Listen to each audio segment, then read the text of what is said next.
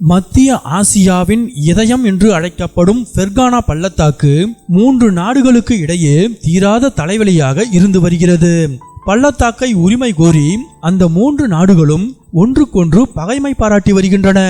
அந்த 3 நாடுகள் என்னென்ன, அவற்றுக்கு ஃபெர்கானா பள்ளத்தாக்கு ஏன் முக்கியம் என்பதை பற்றி இப்போது பார்ப்போம்.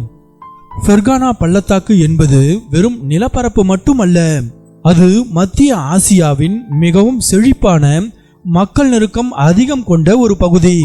ஆனால் இயற்கையாகவே அமைந்த இந்த சொர்க்கம் இன்று உஸ்பெகிஸ்தான், கிர்கிஸ்தான் மற்றும் தஜிகிஸ்தான் ஆகிய 3 நாடுகளுக்கு இடையே ஒரு தீராத எல்லை பிரச்சனையாக உருவெடுத்துள்ளது. இந்த பள்ளத்தாக்கின் வரைபடத்தை பார்த்தால் இதன் எல்லைகள் ஒரு சிக்கலான ஜிக்ஸா பசில் போல இருப்பதை நாம் காணலாம்.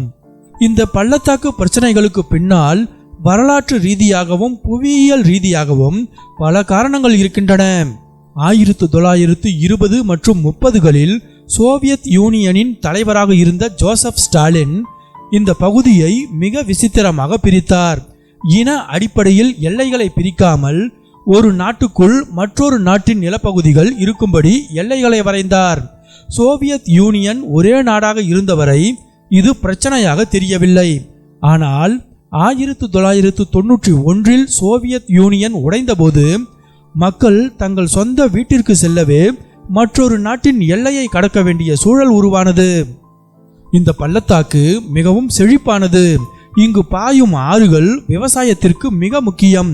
ஆனால் ஆறுகள் ஒரு நாட்டிலும் அந்த நீரை சார்ந்துள்ள நிலங்கள் மற்றொரு நாட்டிலும் உள்ளன. இதனால் கோடை காலங்களில் தண்ணீரை பகிர்ந்து கொள்வதில் இந்த நாடுகளுக்கு இடையே அடிக்கடி துப்பாக்கிச் சூடு மற்றும் கலவரங்கள் வெடிக்கின்றன. மத்திய ஆசியாவின் மற்ற பகுதிகள் பாலைவனமாகவோ அல்லது மலைகளாகவோ இருக்கும் நிலையில் ஃபெர்கானா பள்ளத்தாக்கு மக்கள் வாழ உகந்த இடமாக உள்ளது.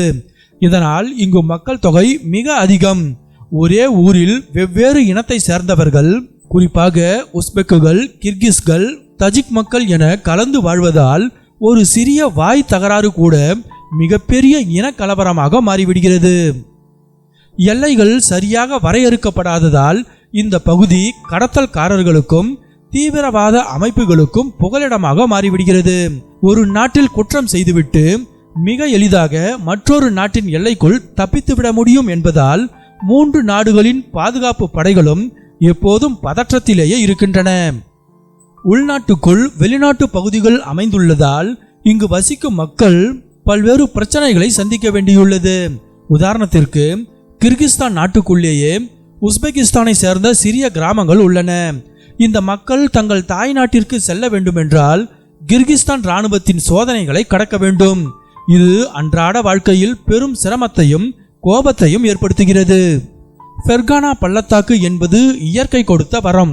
ஆனால் மனிதர்கள் வரைந்த எல்லை கோடுகளால் அது இன்று ஒரு வெடிமருந்து கிடங்காக மாறியுள்ளது என்பதுதான் கசப்பான உண்மை.